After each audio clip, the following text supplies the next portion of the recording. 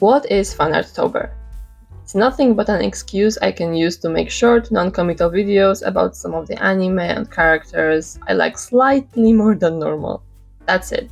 I wasn't sure if anything like that was already happening, since I don't really spend much time online these days, and these types of challenges are something I never see at all. But I figured that if there can be several types of Inktober prompt lists going around, then I can make my own challenge and not worry about it being a double too much.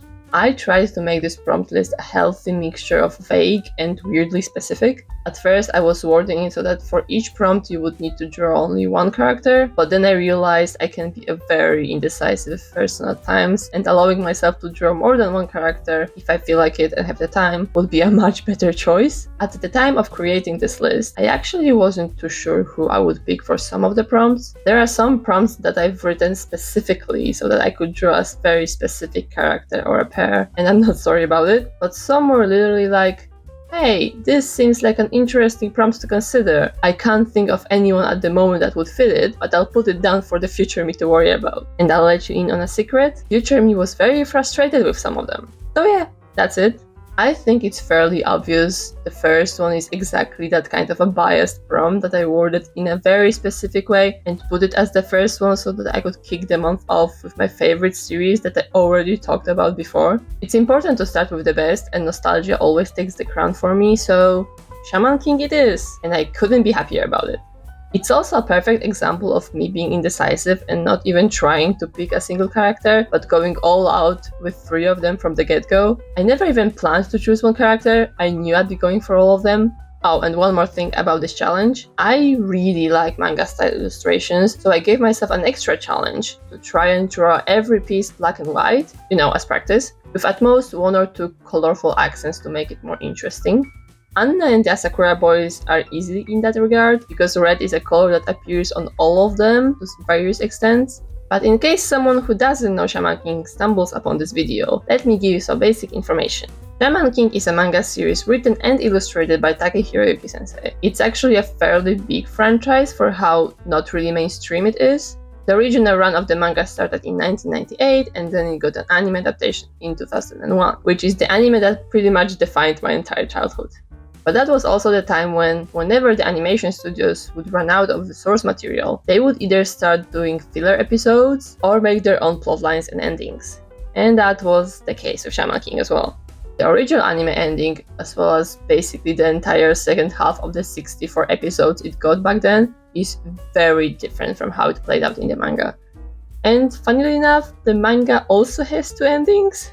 So the original run of the manga was in 1998 and ended in 32 volumes, but then in 2008, Take-sensei went back and revised it. The panels were improved art-wise, and he also added a few chapters towards the end, all of which were then published as the Kanzenban edition, that consisted of 35 volumes in total and finished on what we call the true ending. And yes, I own physical copies of both of these editions in full.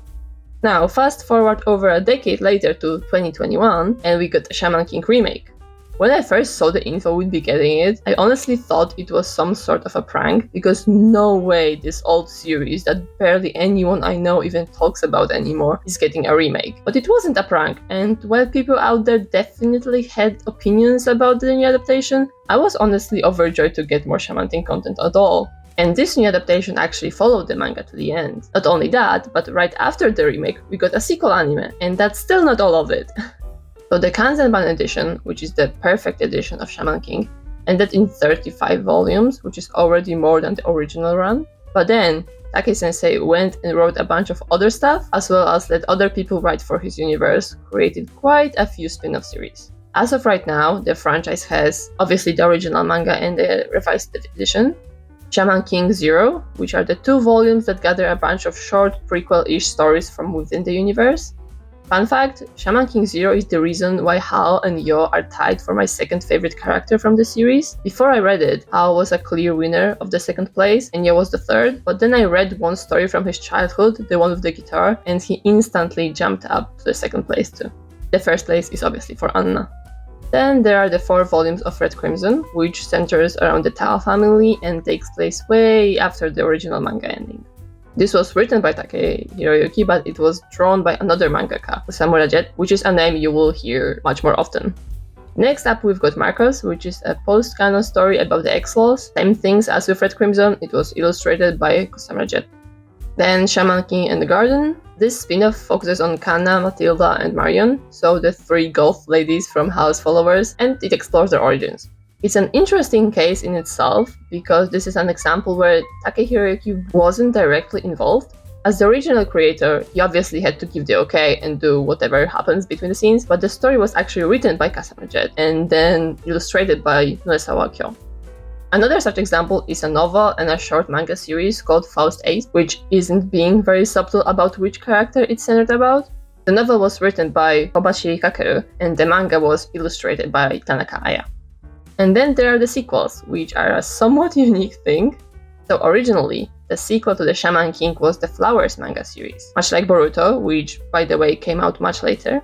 It's about the main character's children and the like.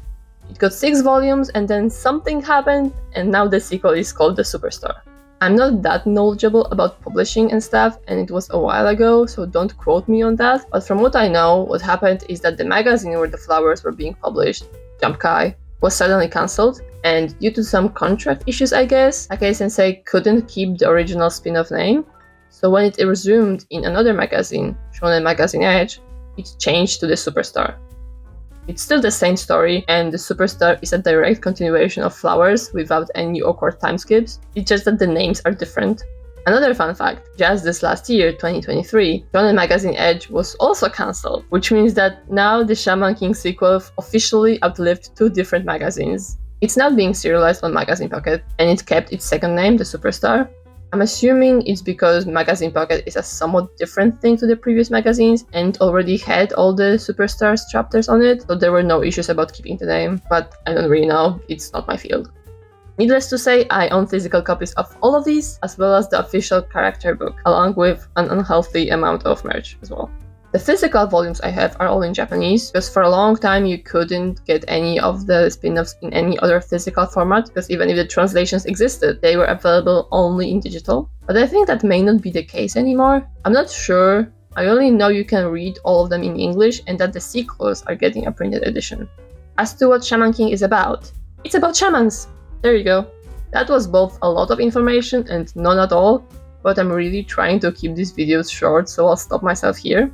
If I allow myself to go off about everything I love about the series, this video would end up being several hours long, and I'm not even joking.